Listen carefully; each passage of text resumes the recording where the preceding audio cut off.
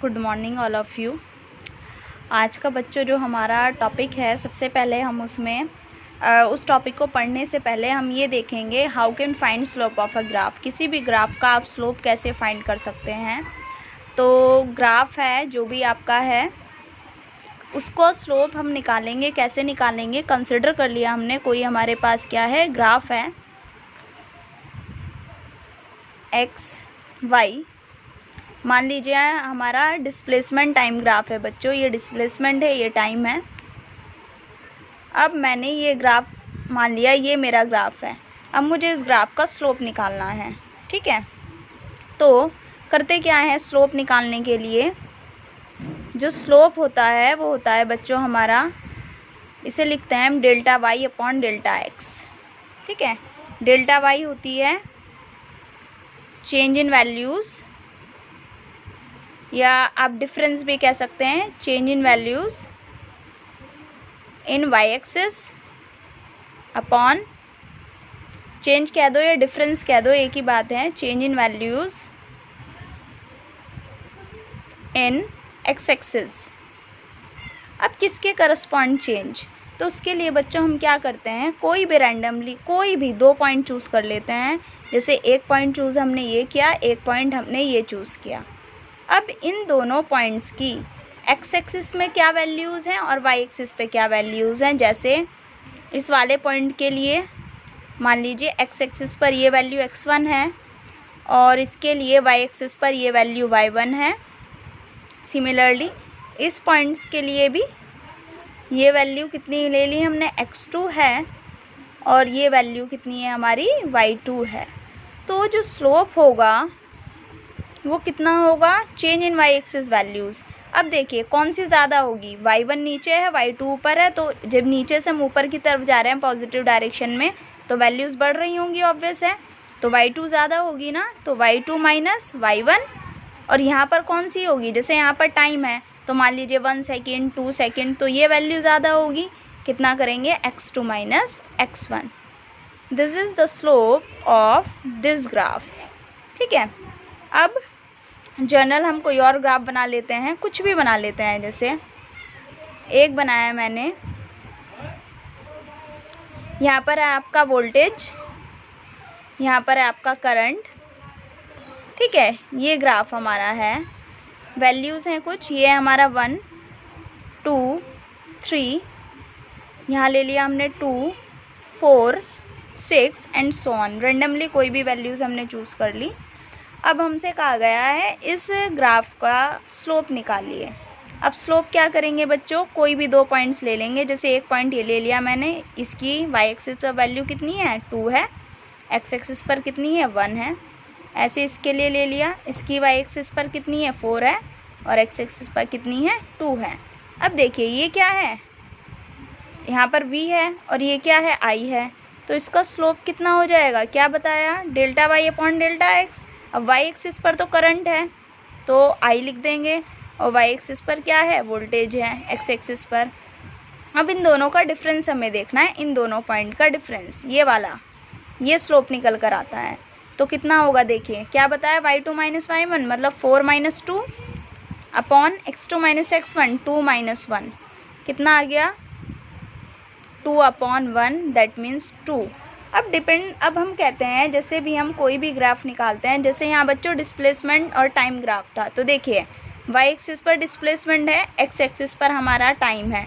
तो displacement upon time किसके equal होता है, वेलोसिटी के इक्वल होता है। इसका मतलब इस ग्राफ का जो स्लोप आएगा वो किसको रिप्रेजेंट करेगा, वेलोसिटी को। इसी तरह से अगर इस वाले में आ जाए हम, यहाँ पर आई अपॉन वी है। अब आई अपॉन वी जो होता है बच्चों, ये आपका 1 अपॉन आर के इक्वल होता है। रेजिस्टेंस होता है R equals to V upon I. ये स्पेशली 10th क्लास के स्टूडेंट्स को समझ आ जाएगा, 9th क्लास वालों के लिए यहाँ से समझे। डिस्प्लेसमेंट अपॉन जो भी वाई एक्सिस पे वैल्यू है, जिस भी आप एक्स एक्सिस से डिवाइड कर रहे हैं, ठीक है, तो वो जिस भी वैल्यू को रिप्रेजेंट करेगा। जैसे डिस्प्लेसमेंट अपॉन टाइम है तो ये वेलोसिटी हो गया, ठीक है। अब अगर मैं बनाऊँ, कौन सा ग्राफ बनाऊँ, वेलोसिटी और टाइम ग्राफ बनाऊँ, तो वेलोसिटी अपॉन टाइम किसको रिप्रेजेंट करेगा, एक्सेलरेशन को रिप्रेजेंट करेगा। तो ये किसको रिप्रेजेंट कर रहा है, आर को। दैट मीन्स यहाँ से क्या निकल कर आ गया आपका, रेजिस्टेंस निकल कर आ गया आपका 1/2 2 ओम, और यहाँ से आपका वेलोसिटी निकल कर आ गई, जो भी वैल्यूज निकल कर आएंगी। तो इस तरह से आप किसी भी ग्राफ के स्लोप को फाइंड आउट कर सकते हैं। I hope you have cleared the topic. Resistance in parallel combination. So there is an electric circuit in which R1, R2 and R3 are connected in parallel. Parallel का मतलब होता है बच्चों इस तरह से कि अगर ये आपकी कोई प्लेट है या रेजिस्टेंस है, इसके ऊपर हमने एक और ले दिया, फिर एक और ले गए, तो वो जो कॉम्बिनेशन होगा पैरेलल कॉम्बिनेशन होगा। मीन्स अगर 3 लोग खड़े हैं नीचे, 2 को उनके ऊपर खड़ा कर दिया जाए, फिर एक को और उसके ऊपर खड़ा कर दिया जाए, तो they are connected by parallel. So R1, R2, R3 are the resistances connected in parallel with a battery of potential difference V with a switch and an ammeter. Let I be the current flowing in the circuit. अब देखो बच्चों, यहाँ से एक wire है, consider कर लिया एक वायर है, एक वायर में आपकी आई करंट फ्लो हो रही है, ठीक है। अब यहाँ से 3 और वायर्स निकल रही हैं, तो ऑब्वियस है ये करंट, टोटल करंट 3 जगह डिवाइड हो जाएगी। तो इसी तरह से हमने कह दिया I1 current, I2 and I3 current flow करेगी हमारी R1, R2, R3 में। आपको याद रखना है पैरेलल कॉम्बिनेशन के लिए जो आपका पोटेंशियल डिफरेंस होता है वो सेम होता है, और आपकी जो करंट होती है हर एक ब्रांच में डिफरेंट होती है। पोटेंशियल डिफरेंस सेम होगा, करंट जो होगी वो अलग अलग होगी। तो आप देख सकते हैं R1 के अक्रॉस, R2 के अक्रॉस, R3 के अक्रॉस पोटेंशियल डिफरेंस तो V होगा, लेकिन करंट तीनों ब्रांचेज में अलग अलग होगी, और वो किसके इक्वल होगी? I is equals to I1 plus I2 plus I3 से इक्वेशन नंबर 1 कंसिडर कर लिया। जैसे यहाँ पर है, ये जो आपको हम कह रहे हैं एक वायर है, मान लो 3 एम्पेयर करंट यहाँ पर जा रही है, और इस वायर से आगे 3 वायर और निकल रही हैं, मतलब 3 वायर और जोड़ दी अलग अलग। तो ऑब्वियस ये 3 एम्पेयर करंट 3 जगह डिवाइड हो जाएगी। हो सकता है यहाँ 1 एम्पेयर 1 एम्पेयर 1 एम्पेयर जाए, हो सकता है इसमें 0.5 0.5 और कितनी जाए 2 एम्पेयर करंट जाए, लेकिन जाएगी सब में करंट अलग अलग। नाउ बाय ओम्स लॉ होता है बच्चों हमारा V इक्वल्स टू IR। सो यहाँ से अगर आप I निकालेंगे टोटल सर्किट के लिए V upon R, R is the equivalent resistance of the total of the circuit. Similarly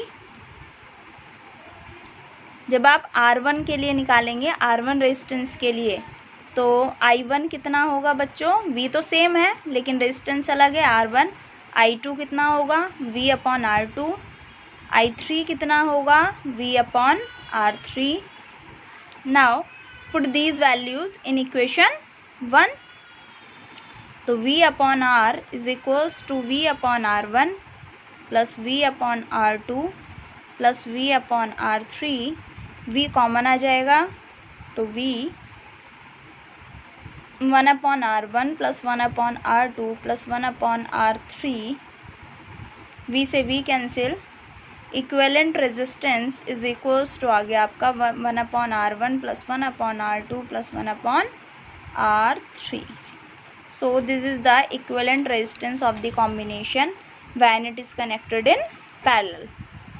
अब इसी तरह से कितने भी रेजिस्टेंसेज हो बच्चों आपके 1 अपॉन करके आप ऐड करते जाइए, आपका क्या निकल कर आ जाएगा? पैरेलल कॉम्बिनेशन के लिए रेजिस्टेंस निकल कर आ जाएगा। अब देखिए, अभी तक आपने सीरीज़ के लिए आपको फार्मूला पता चल गया, पैरेलल के लिए फार्मूला पता चल गया। अब हम इसको अप्लाई कैसे करेंगे? तो कंसिडर किया, एक क्वेश्चन ले लिया हमने रफली,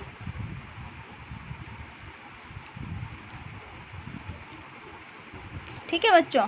हम कह रहे हैं ये A पॉइंट है, ये B पॉइंट है, ये 1 ओम का रेजिस्टेंस है, ये भी 2 ओम का है, ये भी 2 ओम का है। हमें इस पूरे सर्किट को सॉल्व करके इक्विवेलेंट रेजिस्टेंस फाइंड करना है। क्या फाइंड करना है हमें? इक्विवेलेंट रेजिस्टेंस को फाइंड करना है। तो सबसे पहले बच्चों आपको ये पता करना है कि सीरीज़ में होगा या पैरेलल में होगा। तो हम कैसे करके देखते हैं? कंसिडर किया, यहाँ से आई करंट आई, अब यहाँ से देखिए ये आई करंट आई, अब यहाँ पर 2 अलग वायर्स जा रही हैं, ये वाली भी और ये वाली भी। यहाँ कह दिया हमने I1 करंट, ऑब्वियस अलग करंट जाएगी। यहाँ हमने कहा I2 करंट चली गई। देखिए I करंट आई थी, I1 ऊपर चली गई, I2 नीचे चली गई। जब दोनों ही ब्रांचेज में करंट डिफरेंट होता है तो वो कौन सा कॉम्बिनेशन होता है, पैरेलल कॉम्बिनेशन होता है। तो हम इसे सॉल्व करेंगे कि 2 ohm, 2 ohm are connected in parallel. Parallel में है तो रेजिस्टेंस निकालेंगे, R1 मान लिया इसका कॉमन रेजिस्टेंस, या R डैश, जो भी आपको अच्छा लगे, R डैश मान लो, इसे R1 कह दो, R2 कह दो, इसको R3 कह दो। तो 1/R1 प्लस 1/R2, पैरेलल का फॉर्मूला लगाएंगे तो 1/2 प्लस 1/2 दैट मीन्स 2/2। तो R डैश कितना आ गया बच्चों, 1 ओम। ठीक है, इन दोनों को सॉल्व किया है। अभी हमने इसको सॉल्व किया है, सिर्फ इतने वाले को, कि जिसमें हमारी डिफरेंट करंट जा रही थी पैरेलल में। अब देखिए बच्चों, इस पूरे को सॉल्व करके एक सिंगल रेजिस्टेंस आ गया, इस पूरे को सॉल्व करके एक सिंगल रेजिस्टेंस आ गया। तो हमारा सर्किट क्या बन गया, अब इस तरह से बन गया। एक रेजिस्टेंस तो पहले से ही था 1 ओम का, अब एक और लगा देंगे 1 ओम। अभी किस में दिखाई दे रहे हैं दोनों, सीरीज़ में, तो इक्विवेलेंट रेजिस्टेंस कितना हो गया, 2 ओम। तो एक असाइनमेंट मैंने आपको दिया है, उसमें इस तरह के क्वेश्चंस भी हैं और बच्चों ओम्स लॉ पर बेस्ड क्वेश्चन भी हैं, उसको आप सॉल्व कर लें। किसी को कोई प्रॉब्लम हो तो फर्दर उसको डिस्कस कर लेंगे।